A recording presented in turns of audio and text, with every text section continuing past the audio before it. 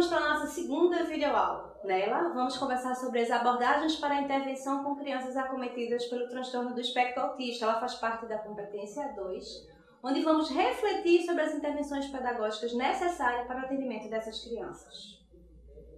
Em nossa segunda videoaula, ela vai acontecer de uma forma bem diversificada. Nós teremos o suporte extra para ser o ponto de partida para a nossa conversa. Nós iremos apresentar 3 pequenos vídeos e, a partir deles, vamos pontuar algumas coisas que serão importantes para a nossa reflexão.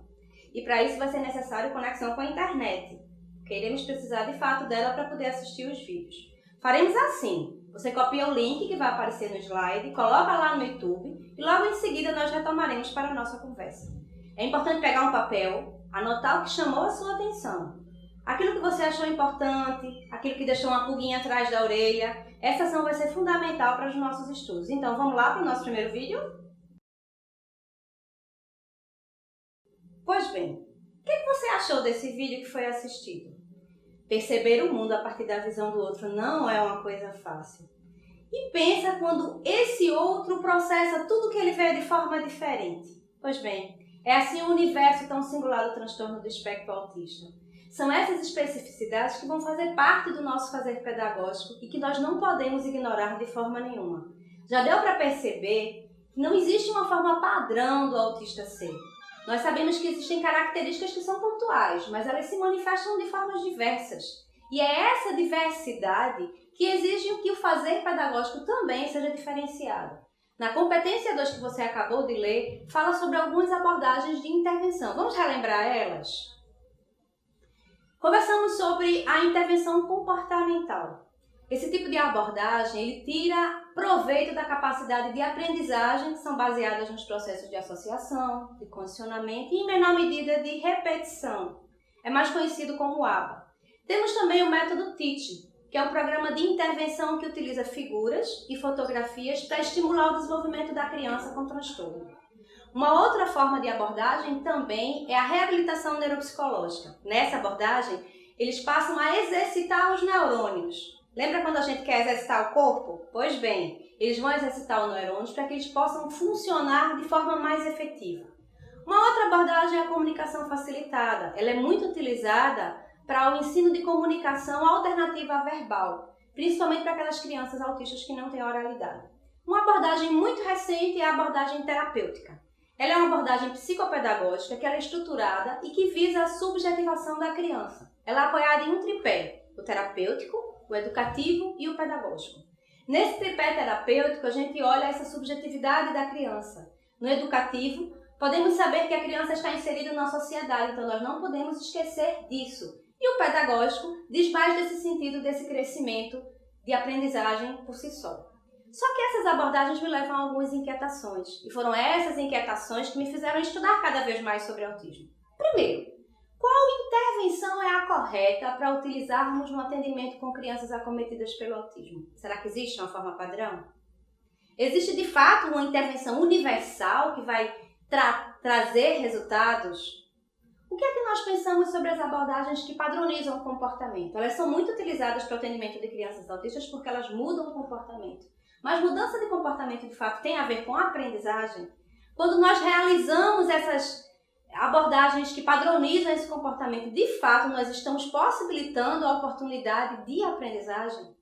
Será que é adequado estipular até onde uma aprendizagem pode ir? E em nossas intervenções, será que a gente tem respeitado a singularidade da criança, seus interesses, suas habilidades? Pois é, essas inquietações podem nos dar diversos pensamentos. E é importante a gente falar que não se trata de uma cartela de possibilidades que a gente pode oferecer, né? Sem perceber a condição do outro. Mesmo que existam comprometimentos, esse outro sempre irá nos apresentar uma possibilidade de desenvolvimento. Isso a gente ainda vai ler no restinho final da competência 2. E eu quero levar você a refletir sobre a necessidade de pensar numa intervenção específica para cada uma dessas crianças. Não se trata de uma forma padrão de intervir com a criança autista. Eu estou falando aqui de um olhar sobre a singularidade e a gente precisa pensar: como é que eu vou intervir com o Pedro? E com o João? E com o Eduardo? E com a Marina? Não é a gente pensar numa intervenção para fazer com cada um, né, de forma global. Eu tenho que pensar nessa subjetividade. Mas quando a gente pensa nisso, é bom a gente ter em mente objetivos para direcionar essa nossa intervenção. E eu gosto muito de disseminar esse objetivo que diz que precisamos promover o desenvolvimento das possibilidades e competências de cada indivíduo. Se a gente foca o olhar só para as impossibilidades, nós esquecemos de pensar nas possibilidades e nas competências. Então é importante enxergar aquilo que a criança faz, aquilo que dá o brilhinho no olho, aquilo que ela tem condições de fazer. É importante também fomentar o bem-estar e o equilíbrio emocional o mais harmonioso possível, porque cognição e aprendizagem andam juntinhos. Então, quando uma criança ela não se desenvolve como deve, ela está com esse emocional muito abalado. Então, nós precisamos cuidar desse emocional também. E precisamos também fazer sentido para essa abordagem, fazer sentido para essa intervenção.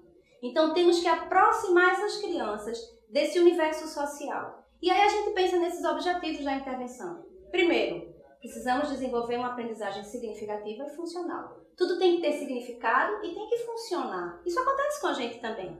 Pensa quando você vai estudar algo que você não tem interesse, que não vai funcionar para você. Você no instante vai se desanimar. A criança vai funcionar da mesma forma. Nós vimos também que a criança tem interesses restritos. Então não é importante a gente só se firmar nesse interesse. Nós precisamos ampliar esse leque de interesse, dar funcionalidade a esses objetos e a esses temas de interesse. Valorizar as potencialidades que a criança vai apresentar, em detrimento das dificuldades. Elas vão ter potencialidades e também vão ter dificuldades. Mas vamos valorizar essas potencialidades, por menor que sejam. Mas é importante a gente vibrar com as conquistas, mesmo que sejam tão pequenininhas. Mas vai lá, valide e dê um upgrade nesse alto astral da criança, porque isso vai ajudar muito no desenvolvimento. E outro tópico importante é que precisamos construir habilidades sociais. Criança vive em sociedade, nós vivemos em sociedade, ninguém vive sozinho no mundo. Vamos agora conhecer um pouquinho de uma história de uma pessoa muito especial, Temple Grandin. Eu não sei se você já escutou falar sobre ela. Você vai assistir um fragmento do filme. Mas eu faço um convite a você. Quando você tiver um tempinho, junto à tua família, alguns amigos, ou até mesmo os colegas de trabalho, eu acho que vai ser, de fato, uma oportunidade legal para vocês aprenderem um pouquinho mais sobre esse universo tão singular. Vamos lá? Copia o link, conhece Temple Grandin, anota o que chamou a tua atenção, mas depois volta aqui para a gente continuar a nossa conversa.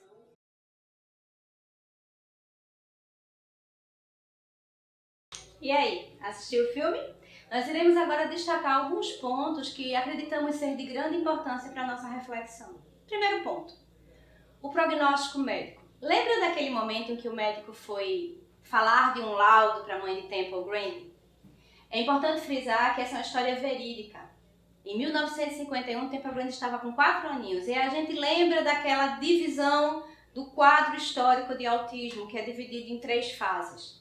E nessa época se falava muito em institucionalizar essa criança, porque se pensava na impossibilidade do desenvolvimento delas. Foi isso que aconteceu com Temple Grandin. Só que o papel desempenhado pela mãe dela fez toda a diferença. Ela não acatou aquilo que o médico falou. E ela teve um olhar que superou a barreira do diagnóstico. Ela investiu na possibilidade de crescimento da filha. E isso fez toda a diferença para o desenvolvimento de Temple. E quando Temple vai falar, ela destaca a importância da escola, do olhar que a escola teve sobre a habilidade dela, pois foi a partir desse direcionamento que esse desenvolvimento aconteceu.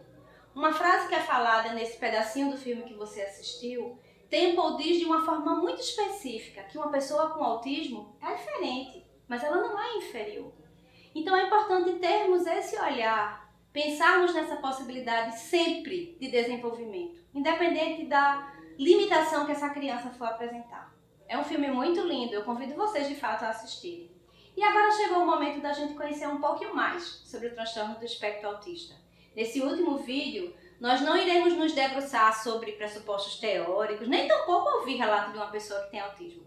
Nós hoje vamos aprender com quem é protagonista nesse sentido. São as crianças que vão trazer esse olhar pra gente. O que é que pensam as crianças sobre esse universo tão singular?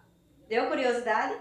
Então não demora não, copia o último link, acessa o YouTube e aprende um pouquinho mais com esses pequenos que irão nos ensinar grandes verdades. Mas não esquece que depois iremos conversar mais um pouquinho. Fico aqui te esperando.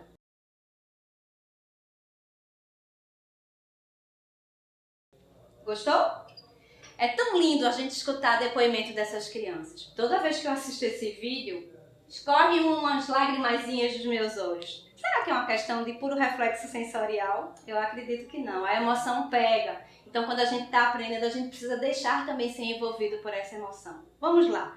Esse pequeno vídeo, nós podemos destacar alguns pontos que irão nos ajudar a enxergar além do autismo. Nós vamos conversar ainda sobre isso lá no contexto do caderninho do EAD. Primeira coisa, as diferenças que são evidenciadas por cada fala da criança. Elas não param para falar nas impossibilidades de Tom, mas elas começam a falar da cor do cabelo do Tom, da cor dos olhos de Tom, de como o Tom age, de que ele pode até ter um probleminha, ter dificuldade para falar, mas elas em nenhum momento pensam que essa criança não vai aprender.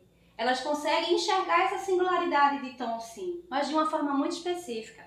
E na hora que a pessoa que está entrevistando as crianças pergunta: você acha que o Tom vai aprender? Sem nem pestanejar, elas respondem: claro que sim.